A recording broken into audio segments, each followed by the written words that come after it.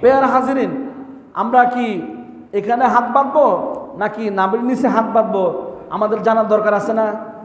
আমাদের সমাজের মধ্যে নামাজ চলাকালীন অবস্থায় কেউ এখানে হাত বাঁধে, হ্যাঁ, আবার কেউ এরকম করে ডিস্টার্ব করে। আমাদের নামাজ কি করে? আমাদের ডিস্টার্ব হয়, আমাদের ক্ষতি হয়। পেয়ার হাজিরিন, নাভির নিচে হাত বাঁধা সুন্নত। নাভির নিচে হাত বাঁধা কি সুন্নত। আন ওয়াইলি ইবনে হুজরিন রাদিয়াল্লাহু তাআলা আনহু قال رأيت رسول الله صلى الله عليه وسلم وضعوا يمينه على شماله تحت السرة। হযরতে ইমাম আবি শাইবা সহিহ সনদ সূত্রে এই হাদিসকে বর্ণনা করেছেন। হযরত ওয়াইল ইবনে হাজর রাদিয়াল্লাহু তাআলা আনহু থেকে বর্ণিত, তিনি বলেন, আমি রাসূলুল্লাহ সাল্লাল্লাহু আলাইহি ওয়াসাল্লামকে দেখেছি তিনি তার ডান হাত বাম হাতের উপর রেখেছেন। আপনারা একটু মনোযোগ দিয়ে শুনবেন। ক্বালা রাআইতু রাসূলুল্লাহ সাল্লাল্লাহু আলাইহি সাল্লাম আন ওয়াইল ইবনে হুজরিন, হযরত ওয়াইল ইবনে হাজর রাদিয়াল্লাহু থেকে বর্ণিত, তিনি বলেন, ক্বালা রাআইতু, আমি দেখেছি রাসূলুল্লাহ সাল্লাল্লাহু আলাইহি সাল্লাম রাসূলুল্লাহ সাল্লাল্লাহু আলাইহি সাল্লামকে ওয়াদাউ বিয়ামিনাহু আলা শিমালিহি তাহাতা সুররাতি, তিনি তার ডান হাত বাম হাতের উপর রেখেছেন নাভির নিচে। বলি সুবহানাল্লাহ। এটা কে বলেছেন? হযরত ওয়াইল ইবনে হাজর। তিনি বলতেছেন যে আমি সরাসরি দেখেছি যে আল্লাহর নবী ডান হাত বাম হাতের উপর রেখেছেন নাভির নিচে, নাকি এখানে? তো রসুল নাভির নিচে হাত বেঁধেছে, আমাদের জন্য কি হবে? আমাদের জন্য কি সুন্নত, আমাদের জন্য কি? আর রসুল যেটা করেছেন এর অপরটা করা নবীজির বিরোধিতা করা, নবীজির সাথে দুশমনি করা, নবীজির সাথে শত্রুতামি করা, ঠিক কি না? সারা বাংলাদেশে যারা এখানে হাত বাঁধে তারা একটা সংগঠন ক্রিয়েট করেছে। ওই সংগঠন সৃষ্টি করার উদ্দেশ্য হলো তারা বিদেশি প্রভুদের কাছ থেকে টাকা খাওয়ার জন্য একটা ফয়তারা করছে। কথা কি বুঝা আসছে? কিন্তু আমার নবীজি নাভির নিচে হাত বাঁধছে, নবীজি এখানে বাঁধে নাই। তো নবীজি নাভির নিচে হাত বাঁধছে, আর নবীজি মুখে উম্মত দাবি করে, আর সে উম্মত দাবি করে বুকের উপর হাত বাঁধছে। এখন কি সে নবীজির উম্মত থাকলো? সে নবীর কি করলো? সরাসরি বিরোধিতা করলো, নবীর সাথে দুশ্মনী করলো, ঠিক কি না? তো আমার নবীজি হাত কোথায় বাঁধছে? নাকি উপরে? নাভির নিচে।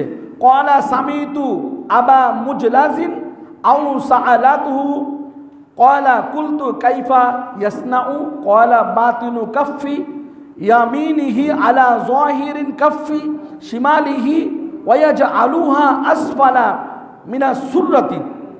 দেখেন, আমি আবু মুজলাসকে জিজ্ঞাসা করলাম যে নামাজের মধ্যে হাত কিভাবে রাখবে, নামাজের মধ্যে হাত কিভাবে রাখবে? তিনি বললেন, স্বীয় ডান হাতের তালু বাম হাতের পিঠে রেখে নাভির নিচে বাঁধবে। বলি সুবহানাল্লাহ। ডান হাতের তালু স্বীয় বাম হাতের পিঠে রেখে নাভির নিচে বাঁধবে। এখানে নাভির উপরের কথা বলে নাই, বুকের উপরের কথা বলে। বুকের উপর বাঁধে কে? মহিলারা।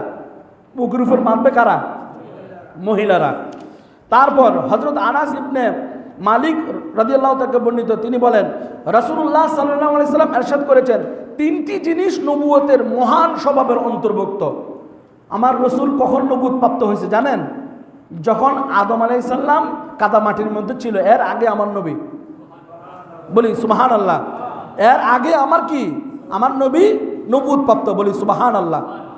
তো হযরত আনাস ইবনে মালিক বলতে চেয়েছেন যে রাসূলুল্লাহ সাল্লাল্লাহু আলাইহি ওয়াসাল্লাম ইরশাদ করেন যে তিনটি জিনিস নবুয়তের মহান স্বভাবের উপর অন্তর্ভুক্ত। এক নম্বর হচ্ছে বিলম্ব না করে যথাসময়ে ইফতার করা, 2 নম্বর বিলম্বে সাহারি ভক্ষণ করা, 3 নম্বর নামাজের ডান হাত বাম হাতের উপর রেখে নাভির নিচে বাঁধা। এটা নবুয়তের কি? নবুয়তের স্বভাবের অন্তর্ভুক্ত আমার নবীজির। বলি সুবহানাল্লাহ। তো আমার নবীজি কি নবুয়ত প্রাপ্ত কি গতকালকে হয়েছে? আমার নবীজি যখন আদম আলাইহিস সালাম মাটির মধ্যে গড়াগড়ি করতেছে, এর আগেও নবী, হ্যাঁ, তখন থেকে আমার নবী নাভির নিচে হাত বাঁধতেন। বলি সুবহানাল্লাহ। এটা নবুয়তের স্বভাবের একটি অন্তর্ভুক্ত। তাহলে তারা কোত্থেকে পাইছে এখানে হাত বাঁধা? এটা হচ্ছে বানোয়াট হাদিস, জয়ীফ হাদিস। এই জয়ীফ হাদিসকে, হ্যাঁ, হাদিসের কথা বলে মানুষকে গুমরাহি করার মাধ্যমে বিদেশি প্রভুদেরকে রাজি করা, বিদেশি ইহুদি নাসারাদেরকে খুশি করা, যাতে প্রতি মাসে তাদের অ্যাকাউন্টে ডলার ঢুকে। এই জন্য ডলার পাওয়ার জন্য একটা সুকৌশলভাবে নবীজির বিরোধিতা করতেছে, ইসলামী শরীয়তের মধ্যে ঢুকে। কথা কি বুঝতে পেরেছেন?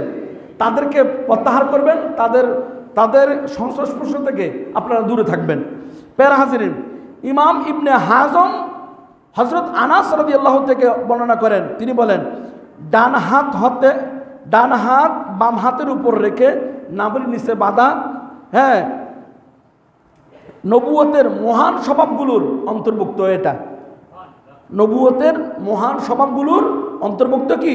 এটা যে নাভির নিচে হাত বাঁধা। কেননা আমার রসুল নিজেই নাভির নিচে কি হাত বেঁধেছেন। নবীজির সকল উম্মতগণ আমার নবীজির মতো অনুরূপভাবে কি করবে? হাত বাঁধবে। নবীজি হাত বাঁধছেন নাভির নিচে, নবীর উম্মত যদি বুকুর উপরে বাঁধে তাহলে নবীকে বিদ্যাঙ্গুলি দেওয়া, বলি নাউজুবিল্লাহ। মানে ইয়া রাসূলুল্লাহ, আমি আপনার শরীয়তকে, আমি আপনার এই সুন্নতকে আমি কি করলাম? ইনকার করলাম, অস্বীকার করলাম। মানে সরাসরি নবীকে কি করা? বিদ্যাঙ্গুলি দেওয়া, বলি নাউজুবিল্লাহ। যারা আমার নবীকে বিদ্যাঙ্গুলি দেখায় তাদের সাথে আমাদের কোনো সম্পর্ক হবে কি? যদি হয় তাহলে তাদের দলে চলে যান। কেননা আমাদের দলে থাকতে হলে, হ্যাঁ, এই মেলামেলি এগুলা বন্ধ করতে হবে। যদি আমাদের দলে থাকতে হয় এখানে ওখানে এখানে এরকম করা ওরকম করা, এই সমস্ত ভণ্ডামি এগুলো বাদ দিতে হবে, ঠিক কি না? এগুলা ভ্রষ্টতা, এগুলা মন গড়া মতবাদ, এগুলা জয়ীফ হাদিস, এগুলা বানোয়াট হাদিস, মিথ্যা হাদিস দিয়া মানুষকে পথভ্রষ্ট করা, ঠিক কি না? যারা বলে এগুলো সহিহ হাদিস, আসলে এগুলো সহিহ হাদিস না। আমি এখন যেগুলো বলতেছি এগুলো সম্পূর্ণ সহিহ হাদিস, তাদের হাদিসগুলো বানোয়াট হাদিস। কথা কি বুঝাচ্ছে? রাসূলুল্লাহর শানে বেয়াদবি করার জন্য যা যা দরকার তারা সব কিছু দলিল বানিয়ে রাখছে, যাতে নবীর সাথে কি করা যায়? বেয়াদবি করা যায়। আল্লাহ তাদেরকে হেদায়েত করুক, বলি আমিন। রাজিন হযরত আবু হুযাইফা রাদিয়াল্লাহু তাআলা বর্ণিত, তিনি বর্ণনা করেন, নিঃসন্দেহে হযরতে মৌলা আলী শের খোদা কাররামাল্লাহু ওয়াজহু বলেছেন যে নামাজে হাত বাঁধা সুন্নত, তবে উভয় হাত নাভির নিচে বাঁধবে, উভয় হাত নাভির নিচে বাঁধবে। মৌলা আলী শের খোদা কাররামাল্লাহু ওয়াজহু। আচ্ছা, সাহাবীগণ আমার নবীকে দেখেছেন না? হ্যাঁ, যেখানে সাহাবীগণ আমার নবীকে কিভাবে হাত বাঁধছে, নবীজি কিভাবে রুকুতে দাঁড়াইছে, কিভাবে সেজদা গেছে, হ্যাঁ, তারা দেখে কি দেখেন নাই? তো তাদের চাইতে কি বর্তমান যারা এরকম মারে হেরকম মারে এরকম করে, হ্যাঁ, বিভিন্ন ড্যান্স করে নামাজের মধ্যে, তাদের চাইতে কি সাহাবীরা কম জানে? সুতরাং নামাজের মধ্যে কোনো ড্যান্স চলবে, নামাজের মধ্যে কোনো এদিক সেদিক এরকম চলবে। এখানে বসো, কোন কিতাবে পাইছো তুমি এই সমস্ত ভণ্ডামি? এই সমস্ত ভণ্ডামি এই মসজিদে চলবে না, চলবে? এই সমস্ত ভণ্ডামি এগুলা কোনো জায়গায় চলবে না, যেগুলা রাসূলুল্লাহর বিরোধী, যেগুলা দুশমনে রাসূল, তারা এগুলো করে। সুতরাং তাদের স্থানে এগুলো হবে। তুমি কোথায় পাইছো এগুলো? দলিল দাও। দলিল যদি না থাকে তাহলে আমার থেকে দলিল নিয়ে তুমি বুঝে নাও। আজকে থেকে তুমি ইমাম আজম আবু হানিফা রাহমাতুল্লাহর মতে তোমার চলতেই হবে, ঠিক কি না? যদি ইমাম হানাফি মাযহাব মতো যদি তুমি না চলো তাহলে তোমার এখানে থাকার অধিকার নাই।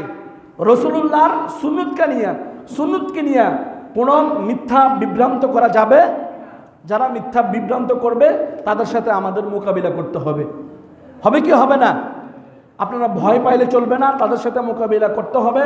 আরও সময় আসতেছে, সবার মোকাবিলা করতে হবে। এগুলো আপনাদেরকে আমি বুঝাচ্ছি যাতে আপনারা ধোঁকায় না পড়েন, যাতে আপনাদেরকে এই ধোঁকায় ফেলাতে না পারে, আপনাদেরকে ঈমান নষ্ট না করতে পারে। এই জন্য আপনাদেরকে আজকের এই নাভির নিচে হাত বাঁধা সম্পর্কে আমি আলোচনা করলাম।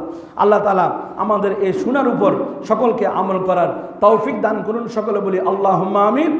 এইভাবে ইনশাল্লাহ আগামী জুমার মধ্যে তালাক সম্পর্কে আলোচনা হবে। যেহেতু সমাজে অধিকাংশ খালি বারবার কথায় কথায় তালাক দেওয়া হয়, ইনশাল্লাহ এ সম্পর্কে আমি আগামী জুমায় আলোচনা করব। আল্লাহ তাআলা আমাদের সকলকে আগামী জুমায় সম্মিলিতভাবে আসার তৌফিক দান করুন।